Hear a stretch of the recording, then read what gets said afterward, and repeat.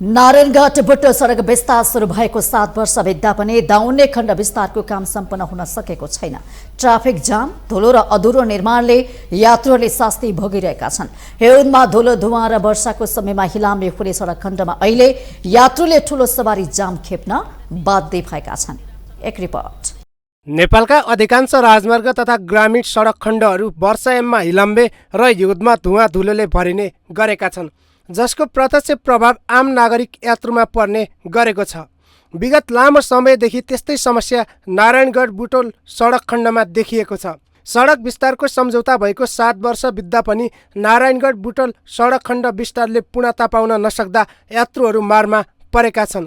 अव्यवस्थित सडक, सवारी साधनको बाक्लो जामले गर्दा यात्रुहरूले समस्या भोगिरहेका छन्। सुस्त सरकारी अनुगमन र निर्माण कम्पनीको व्यवस्थाले सडक विस्तार हुन सकेको छैन।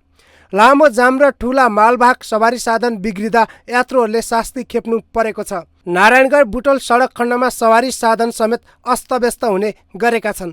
सबैभन्दा बढी समस्या दाउन्नेमा हुने गरेको छ। त्यहाँ निर्माण कार्य जारी भए पनि सवारी साधन आवत जावतमा समस्या हुने गरेको छ, जसका कारण सवारी साधनको चाप बढेपछि ठूलो जाम हुने गर्छ। यस सडक खण्ड विस्तारमा सुरुवाती चरणमै ढिलासुस्ती भएको थियो।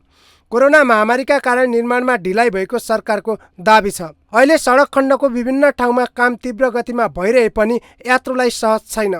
सडक विस्तार कार्य छिटो सम्पन्न गर्ने दबाब दिइरहेको सडक विभाग आयोजना निर्देशनालय एडिबीको भनाइ छ।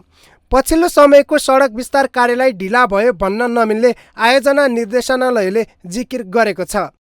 तर अहिले हामीले तिमीलाई जति रिजिट भयो त्योभन्दा बाँकी तिमी फ्लेक्सिबल गर भनेर इन्स्ट्रक्ट गरेर कडा ढङ्गले उसले गरिरहेको छ। अरू पूर्वाधारहरू गरिरहेछ, सर्भिस लाइनहरू बनाइरहेछ, अब पेन्टिङका कामहरू सुरु गरेको छ।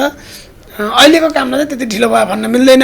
अब मान्छेले वारपारै दाउन्नेमा काम गर्नु पर्यो भन्ने जस्तो पनि क्वेसन आउँछ होइन, जिज्ञासा। त्यो गऱ्यो भने त यातायात चल्दैन। सडक विभागले दाउन्नेमा यात्रुहरूले समस्या हुने गरेको स्वीकार गरेको छ। तर कसरी त्यस्ता समस्या समाधान गर्न यात्रुलाई सहज हुन्छ भनेर सडक विस्तारको कामलाई तीव्रता दिन सकेको छैन। दाउन्ने बाहेक अरू ठाउँमा 4 लेनको बाटो निर्माण भए पनि दाउन्नेमै नागरिक र यात्रुले समस्या भोग्न बाध्य छन्। नारायणगढ बुटोल सडक खण्ड विस्तारका विभिन्न ठाउँमा पुल निर्माणका काम अन्तिम चरणमा पुगेको छ। दाउन्नेको सडक निर्माण छिटो सम्पन्न गरी यात्रुलाई समस्याबाट मुक्त बनाउने प्रयास भइरहेको सडक विभाग आयोजना निर्देशनालयको भनाइ छ। असारको 15 गतेसम्म यो पुल बनाइसक्छु भनेर हामीलाई उसले जुन कबुल गर्यो त्यही गर्दै नै हामीले गाडी खोल्यौँ।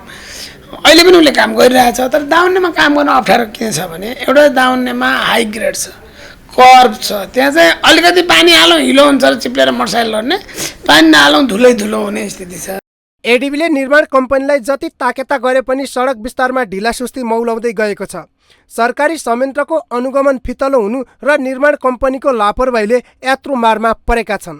नारायणगढ बुटोल सडक विस्तारको काम 2079 साउन 22 गते सम्पन्न गर्ने गरी 2075 माघ 24 गते सम्झौता भएको थियो। तर सम्झौता भएको 7 वर्ष बित्दा पनि सडक विस्तारले पूर्णता पाउन सकेको छैन। माउन्टेन टेलिभिजनका लागि सुर्जन बोहरा, काठमाडौँ।